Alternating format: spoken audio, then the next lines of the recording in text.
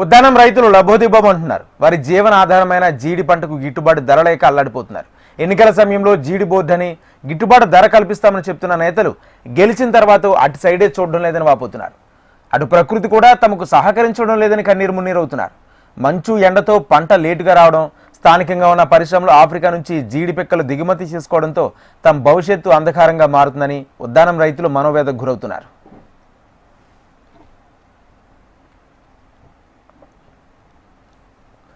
ఉమ్మడి సిక్కోలు జిల్లా జీడి పంటకు పెట్టింది పేరు. ముఖ్యంగా ఉద్దాన ప్రాంతంలోనే కాకుండా గిరిజన ప్రాంతమైన పాలకొండ నియోజకవర్గంలో 4 మండలాలు, అలాగే మైదాన ప్రాంతమైన ఇచ్చేర్ల నియోజకవర్గంలోని 3 మండలాల్లో 65,000 ఎకరాలు, ఇచ్చాపురం, పలాస 2 నియోజకవర్గాల్లోని 7 మండలాల్లో 75,000 ఎకరాల్లో జీడి పంట పండుతుంది.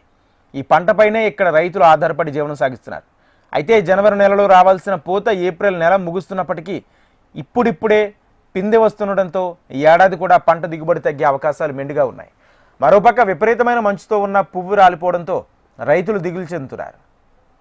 4 ఏళ్ల క్రితం ఇదే సీజన్లో జీడి పిక్కల బస్తా 80 కిలోలు ఉండే 12,000 నుంచి 14,000 ధర పలికితే 2023-24 ఎకరానికి 4 నుంచి 6 బస్తాల పంట పండి ధర 5,000కు పడిపోయింది. ఎకరానికి 30,000 ఖర్చు అవుతుందని, ఏటా ధర తగ్గుతుండడంతో పెట్టుబడి కూడా రావడం లేదని జీడి రైతులు ఆవేదన వ్యక్తం చేస్తున్నారు.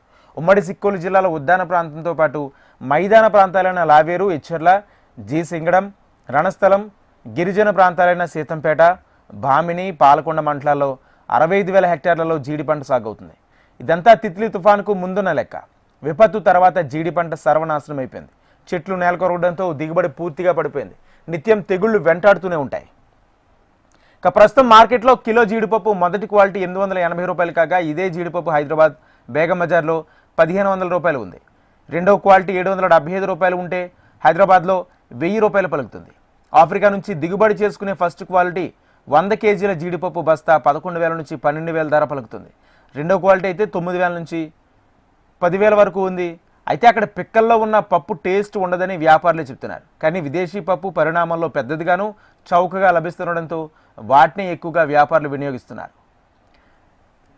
ఇక టీటీడీ లేదా ఒడిశా, ఛత్తీస్గఢ్ రాష్ట్రాల నుంచి ఆర్డర్లు వస్తే వ్యాపారులు 80 కేజీల లోకల్ జీడి పిక్కల బస్తాను 12,000 రూపాయలకు కొనుగోలు చేసి పంపుతున్నారు. పప్పు రేటు అధికంగా ఉన్నా తమకు గిట్టుబాటు లేదని ఆవేదన వ్యక్తం చేస్తున్నారు. ఇక్కడ పిక్కనే కొనుగోలు చేయాలని రైతులు డిమాండ్ చేస్తున్నారు.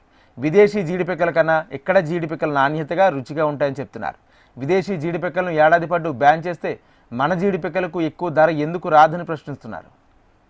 ఇదిలా ఉంటే ఉద్దానంలో 10 మంది బ్రోకర్లు వేల టన్నుల పిక్కలు తీసుకువస్తూ పలాస మార్కెట్ను శాసిస్తున్నారని టాక్ వినిపిస్తుంది.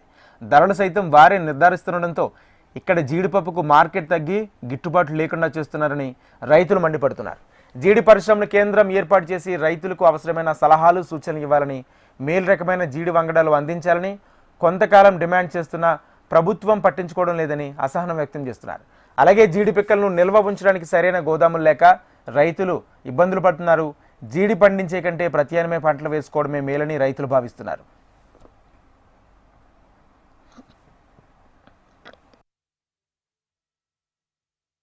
వర్షాలు లేక పంట దిగుబడి తగ్గడం గాని, తిత్లీ వల్ల చెట్లు పెరగపోవడం గాని, ఈ రోజు ప్రభుత్వాల వల్ల గిట్టుబాటు ధర రాకపోవడం గాని, ఇవన్నీ దానికి కారణం. కాబట్టి రైతాంగాన్ని మీ అందరూ ఆదుకొని మా రైతులు, జీడి రైతులకు మాత్రము రాబోయే కాలంలో గిట్టుబాటు ధర అనేది కల్పిస్తూ మా జీడి రైతులకి ఒక ప్రత్యేకమైనటువంటి నాబార్డు అనేది కార్యక్రమాలు చేసి వాళ్ళకి రుణ సదుపాయాలు ఇచ్చి ఎరువులు, పురుగు మందులు కూడా సబ్సిడీ ద్వారా కల్పిస్తూ మా రైతులందరినీ ఆదుకోవాలని నేను మనకి వరి రైతులకైతే ఈరోజు గిట్టుబాటు ధర ఉన్నది. వాళ్ళు ఏంటంటే కష్టం వచ్చినా, పంట పోయినా, పంట ఉన్నా సరే వాళ్ళకి ప్రభుత్వం ఆదుకుంటుంది. కానీ మాకు హార్టికల్చర్ నుండి ఉన్నటువంటి పనస కానీ, జీడి కానీ, మునగ కానీ ఈరోజు ఏ ప్రభుత్వం కూడా వాళ్ళకి ఆదుకోవటం లేదు. మేమందరూ మా ఉద్దానం తరపున, మా జీడి రైతాంగం తరపున ఈ ప్రభుత్వాలు కోరుకున్నది ఒకటేనండి, మా రైతులకు మాత్రం మీరు ఆదుకో